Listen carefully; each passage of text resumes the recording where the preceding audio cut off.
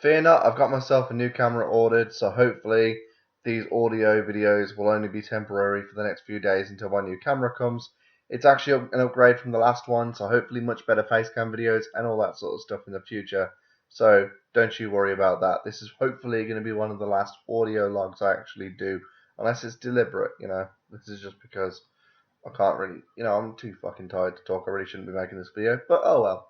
I did try and bring you a live stream of Attack on Titan on the Xbox One, but I still haven't really configured my Xbox One properly to do the live streaming. And every time I tried, it really fucked up. So I've kind of given up on that for tonight. I'm gonna try and work out with different people on a group on Facebook. Try and work out how to actually configure the Xbox properly for it, and hopefully I'll bring you that live stream in the next few days because I really wanted to live stream Attack on Titan. This month as well, WWE 2K17 comes out, so I'll be live streaming that as well as later on this month, Dragon Ball Xenoverse 2 comes out, and I'll be live streaming that as well. So head on over to twitch.tv/James the Thunder for all of your live streaming needs, if you can call it that. Whatever, I don't give a shit. I'm too tired to work out how to configure it in live stream tonight. It's nearly 4 in the morning. I'm just going to ramble on. As this video title suggests, these are my suggestions for Niantic on how they can actually implement Generation 2 on Pokemon Go, because unlike the majority of people, I still play Pokemon Go. I mean, I don't play it as much as I used to. A lot when it first came out, I used to go out of my way to hunt down Pokemon and things like that. I don't bother with that sort of thing anymore. It's just sort of thing to pass the time when I'm on a bus or on a train or I'm going for a walk, and I might as well have it open because it's there and see what I can catch. The occasional time I'll see that something good's nearby and I'll go out and try and find it, but it's never more than sort of 5-10 minutes lock in and then I give up and go home. But yeah, I mean, yes, I still kind of play it, not as much as I used to. I think a lot of people who still play it kind of have the same sort of expectation for it. It's a time passing game when you're out anyway, so yeah, I still kind of play it, and I'm kind of hoping that they can bring it back from the dead, but I'm kind of also pessimistic and realistic about that. But oh well, who cares? These are the ways I think Niantic can actually implement Generation 2 without fucking up the game more than they already have. Because let's face it, Niantic don't have a good record for actually doing things without fucking up the game even more. So here's a few ways I think Niantic should actually consider implementing the second generation. Now, the biggest problem the game has right now, obviously, as we all know, you log into Pokemon Go, wait for the game to load, and what's the first thing you see? Usually it's Pidgeys and Rattatas and Spearows, whatever else. You add in Generation 2, and it's just a clusterfuck. You're going to get nothing outside of all the ones that already just show up, as well as Generation 2's early Pokemon like Sentry and Hoothoot. So you're essentially going to have these Pokemon clogging up the already existing Pokemon, and it's going to make it less likely for the decent Pokemon to show up, especially with the fact that Generation 2 had at least over 100 Pokemon. I can't be bothered to work out exactly how many new Pokemon there were for Generation 2, but that's how many Pokemon they're going to be implementing into the game, and that just sounds like a clusterfuck waiting to happen, and the sort of thing that's really going to just swamp you with all these really shit Pokemon. The first Centric, the first Hoothoot you find, you might actually kind of think, oh, yeah, it's kind of cool, whatever. But essentially, you're going to be sort of swamping players, and you don't really want that, especially with the fact that we're already swamped with Rattatas and Pidgeys and Spearows and all that sort of stuff. So, I have thought of a way around that. I've thought of two ways around that actually. So, the first idea is to implement a setting where you can change it from Generation 1 or Generation 2, or if you're feeling crazy, both of them at once to actually get swamped by these Pokemon. Because who knows? Some people like just collecting Pidgeys and then evolving them and getting the XP from that.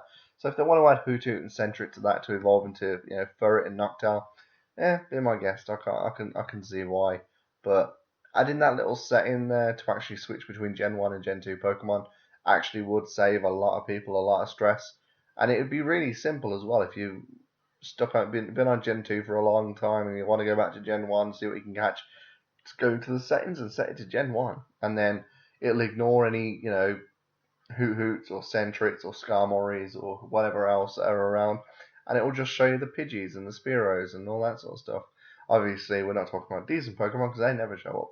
But actually, that's not true. Blastoise showed up on my road a few days ago. I went out to find it. I literally missed it by 3 seconds, but that's not the point. Yeah, that pissed me off. I almost threw my phone into the bushes, but then I realised how expensive my phone was, and I decided not to do that.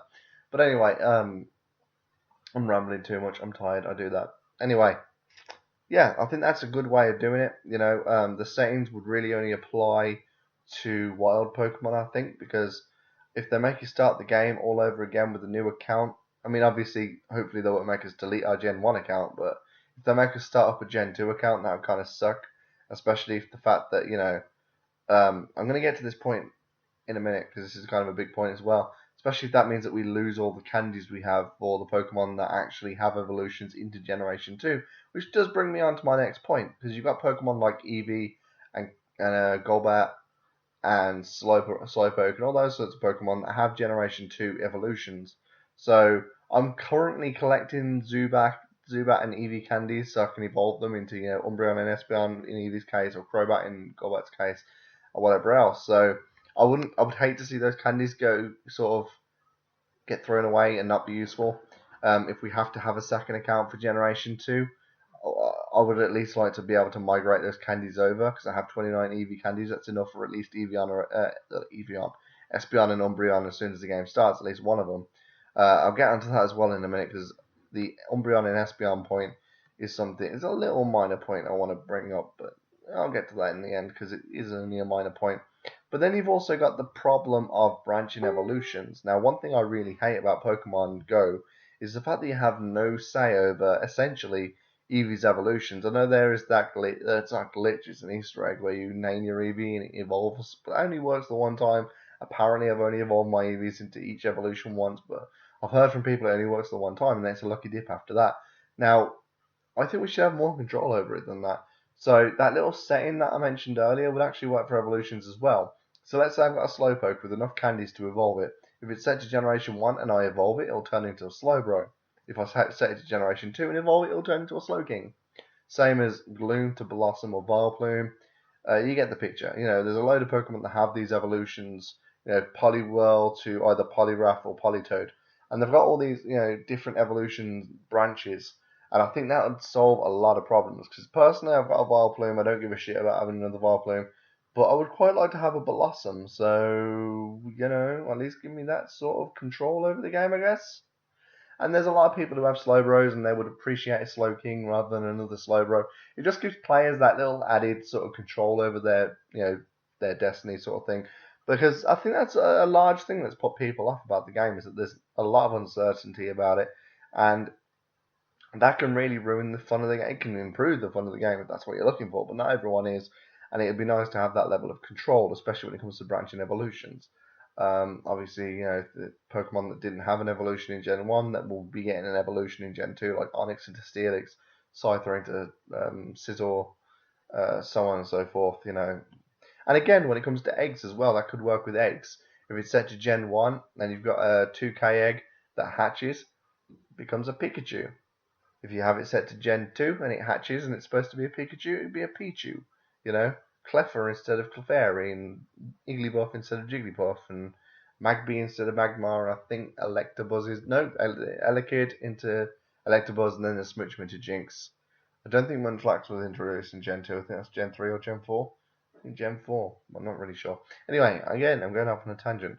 But that's essentially how I would implement that, the eggs as well as the evolutions. Because branching evolutions is going to be a big problem in this game. So, at least give us that level of control. The little setting is probably the best way of doing this because it stops you from getting swamped as a player. Even if you're swamped with decent Pokemon, it stops you getting swamped. If you want to get swamped by Pokemon, that's fine. I can understand that. Sometimes I want to get swamped by Pokemon and just catch everything, get as much Stardust as I can. But sometimes I don't want to be bombarded with a load of shit Pokemon, and it just sort of doubles the amount of shit Pokemon that you actually get thrown at you when you're walking. So I think, controlling what generation the wild Pokemon around you are would be a decent way of controlling that. And, obviously give people the setting to have both if they want it, because why not? It also helps when it comes to the branching evolutions. If I want myself a Slowbro, I'll just set it to Generation 1. If I want a Slowking, just set it to Generation 2 and let the game do the hard work. Now, there is one more thing I wanted to mention, as I alluded to earlier, Umbreon and Espeon. Now, when it comes to Jolteon, Vaporeon, and Flareon, we actually had the anime trick. Name them either Rainer, or fucking hell, Pyro, or Sparky, and you get the trainers Pokemon from the anime series relating to that name. Now, there is another way you can actually have an Easter, well, not really an Easter egg, just a way of controlling Eevee's evolutions for Generation 2. And it's really, really simple. If you evolve your Eevee, well, it's set to Gen 2. In the daytime, you get an Espeon. If you do it in the nighttime, you get an Umbreon. It's that simple. Because I don't know about anybody else, but I really don't like the idea of evolving my Eevee after Eevee after Eevee after Eevee, trying to get both.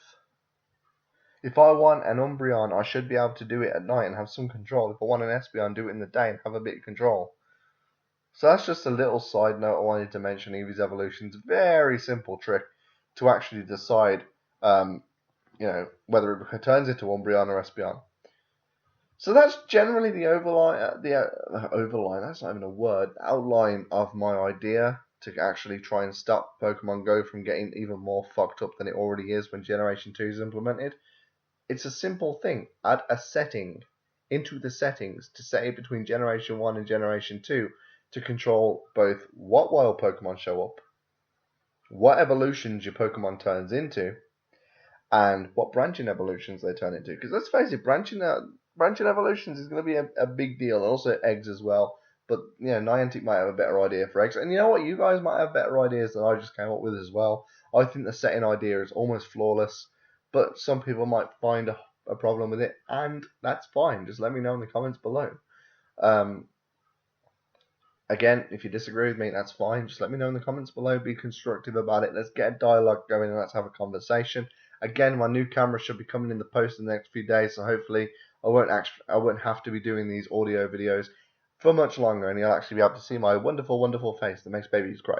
Anyway, again, I'm really fucking tired. I'm just gonna end the video right here. I'm going to try and do more live streams over the next few days, so head on over to twitch.tv/James the Thunder and actually follow me on there. It's obviously free. I don't know about all that paying to follow people bullshit, but I'll try and keep it. Anyway, yeah, go follow me on there. Attack on Titan. If I can work out how to live stream for my Xbox One, because I'm normally doing it from my PS4. But if I can work out how to do it for my Xbox One, Attack on Titan will be coming in the next few days. Dragon Ball Xenoverse 2 and WWE 2K17 will be live streamed from my PS4, so I know how to do that at least over the next few weeks. I think it's about a week or so before Xenoverse 2 comes out. No, before WWE comes out, and then Xenoverse comes out about 2 weeks later. So yeah, this month's going to be kind of cool. Got some live streams coming, so go follow me on there.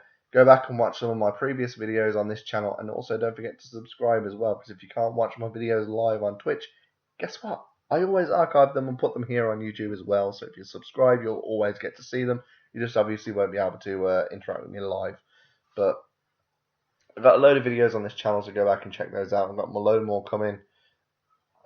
Yeah, that's essentially my thoughts on how to implement Generation 2 on Pokemon Go without fucking up the game. But let's face it, it's Niantic. They'll probably fuck up the game in some way.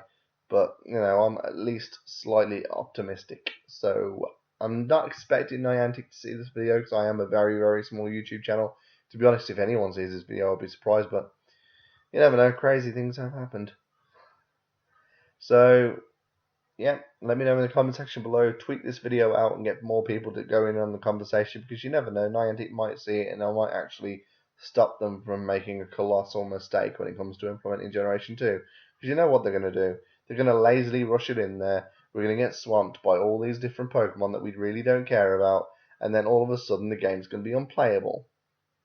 And let's face it, they've already fucked up the game. This is not unplayable yet, but once this update comes out, I can really see that happening. Maybe I'm being a bit pessimistic. Maybe, other people have more optimistic views. I don't know. Let me know in the comment section below. That's what it's there for. Thank you for watching, and I'll see you next time.